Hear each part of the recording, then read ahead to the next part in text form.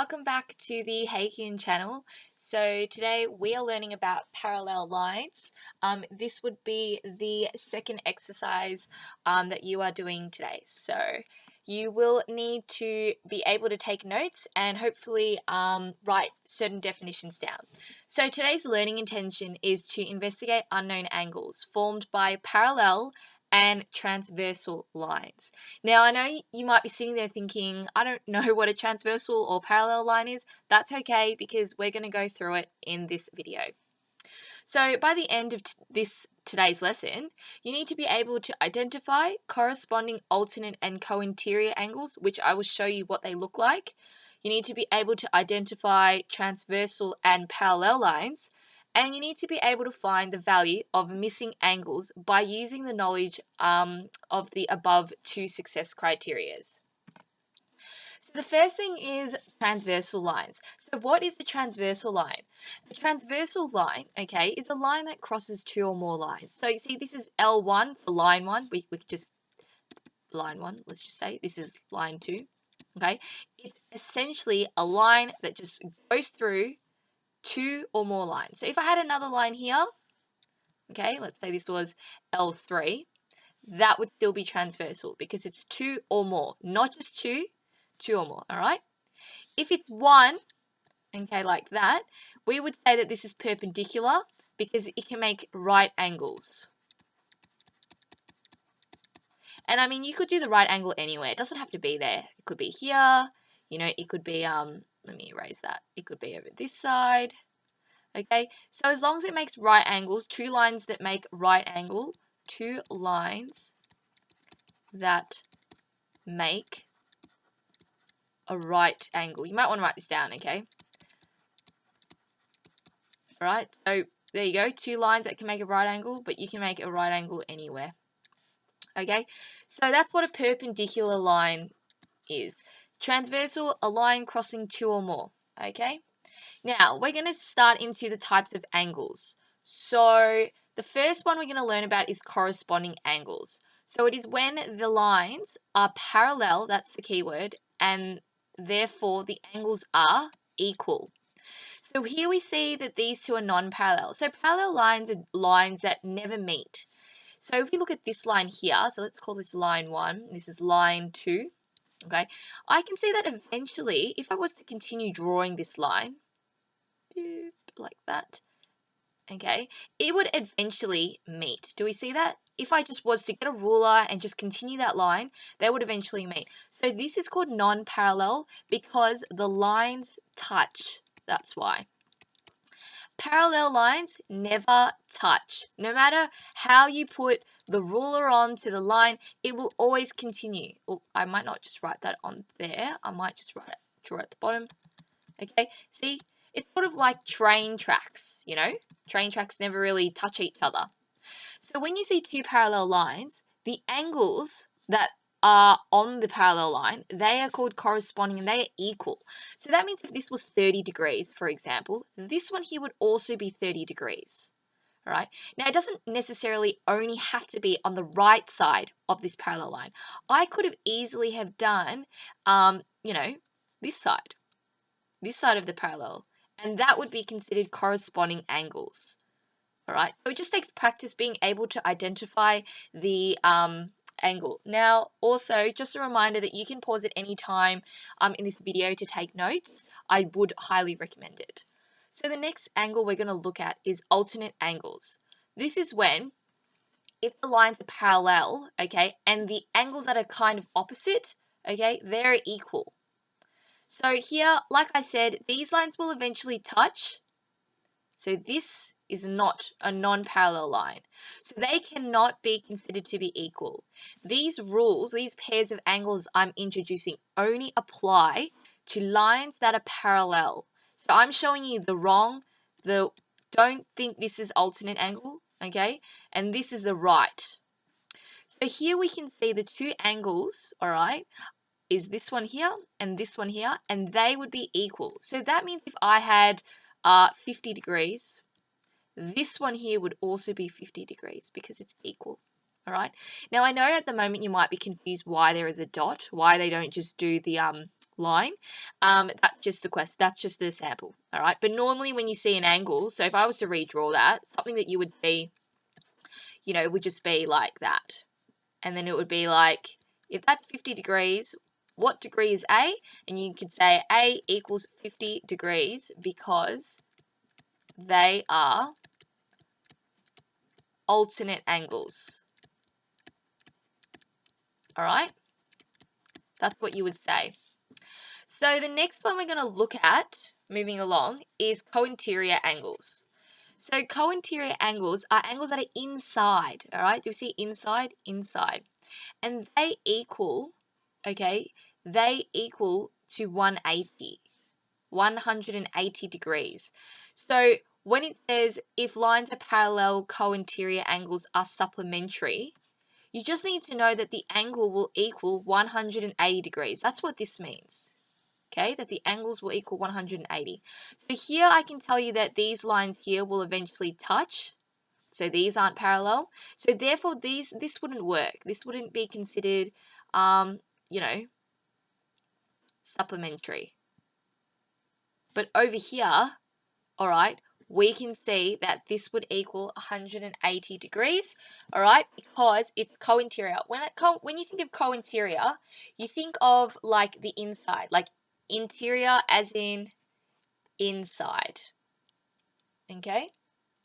So I'll just give you time to draw that. You can pause the video, like I said, at any time. All right, so let's work through the first worked example. So here we have a diagram and it says that it contains parallel lines. You just need to give a reason, all right? So the question might ask, what type of angle is it? I'm just going to change my color so that maybe white. Oh yeah, white looks good. Okay, what type of angle is it? We could say this is co-interior because they are inside. I might do purple because co-interior is inside, okay? If we look here, okay, co-interior, inside the parallel lines. This is inside the parallel line. So we say it's co-interior.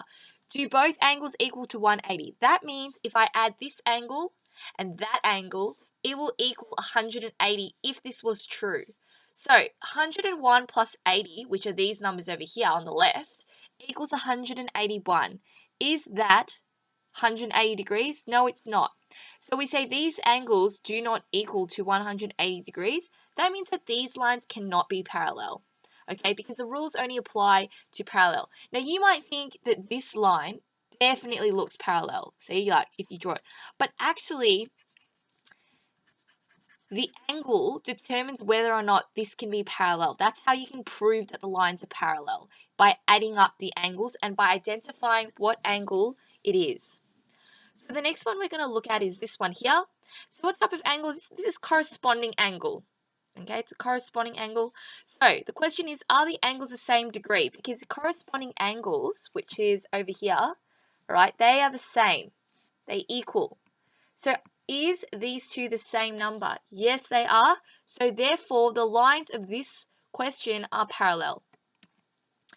So the next one we're going to look at, decide if each diagram contains a pair of parallel lines. Give a reason. So what type of angle is this? This is an alternate angle. They're alternating, all right? Are the angles the same degree? Because that's what alternate angles are. And we say yes, they are, because this is 110 and this is 110 degrees. So these angles are the same and do equal 110 degrees. Therefore, the lines are parallel. Okay, now just remembering this line here, okay, that touches the two or more lines, that's called a transversal. It's very important that you are practicing the vocabulary required for math.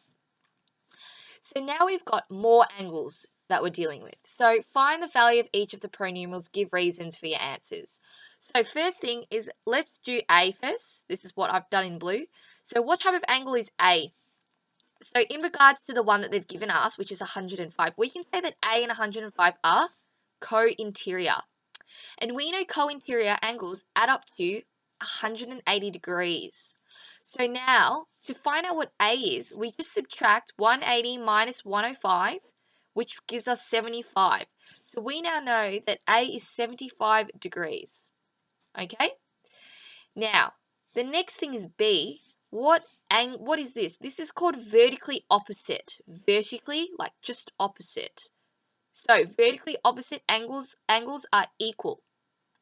All right, and we know that in a circle, okay, you know how we did angles, that if we did a angle like that, it would equal 360 degrees. All right, so if these two are equal, that means, I'm just going to get a different color. That means these ones here are also equal. So if you had another one that said C degrees, you would tell me that B equals 105 because it's vertically opposite. And then what you would do is you would know that that equals 360. And you would do 360 minus 105 plus 105 because there are 205s now. Okay, so if I was to get my calculator and do that for you, all right, 105, you would get 150. Now, that is not what C is, okay, because whatever angle that is, this is also C. So what you have to do is you have to divide it by 2 because there's 2 C's. So 150 divided by 2 would be 75 degrees. So you would say C is 75 degrees, okay, because they are equal. You can't say that's 150 and that's 0, because I can clearly see that there's an angle there. If you have a question, ask your teacher, okay, but that's just a bit of an extra knowledge for you. So here we've got, find the value of each of the pronumerals. So we've got A and B, so give your reasons for your answer. So what type of angle is B? Okay, to 142, you look at the one that they've given you, and you go, well, that's the corresponding angle. All right, so corresponding angles are equal, so therefore B must equal to 142. All right, now, is this a supplementary angle? Yes, it is, because any angle on a line equals 180 degrees. All right, so supplementary angles equal 180. So to find A, you would have to go 180 minus the angle they've given you on the same line, the parallel line, and that will give you 38 degrees. And you would say A equals 38 degrees. All right, it's just practicing being able to identify what kind of angle it is. All right, now this question might come up in your work today. So the first thing you need to know is you need to add a third parallel to help find angle ABC. So when it says angle ABC, it might show it like this, angle ABC. This means angle. Okay, for those of you who are unsure. So when it says ABC, that means you've got to start from A and read it like that, ABC. It's not angle CBA, is it? It's not CBA, it's angle ABC, and that's how you read it. You always start from the first letter and you work your way to the second and the third. So the question is saying that it wants you to add a third parallel line. So another line that goes with this one and this line. So here I've put in a nice blue line that is also parallel to find the angle AB and C. So the angle AB and C is always the middle one. So if I had angle CBA, it is the angle B. If it's ABC, it's the middle one, B. If it was angle, let's say not that, let's say we had a triangle like that, and it was ABC, all right? If I said angle BAC, I'm looking after this angle because that's the middle one, all right? If I'm after angle BCA, I'm looking after the middle one, which is C, so I'd be looking after that angle. So you are always looking at the middle one to determine what angle you're trying to find. So for here, we are finding angle B. That's what angle ABC means. So to do that, we know that this is alternate angles. When I draw the line in, these two become alternate and these two become alternate. So they're equal. That's why this angle here, that's 55. And this angle here is 60. All right. So I've drawn the original question and I've just shown you, I've just copied that image and just drawn the line to show you. So that is all for today. just make sure you look at the question properly, because it's quite easy to be confused about which angle you are using and seeing. And if you have a question, feel free to ask your teacher. Thanks for watching. Ta.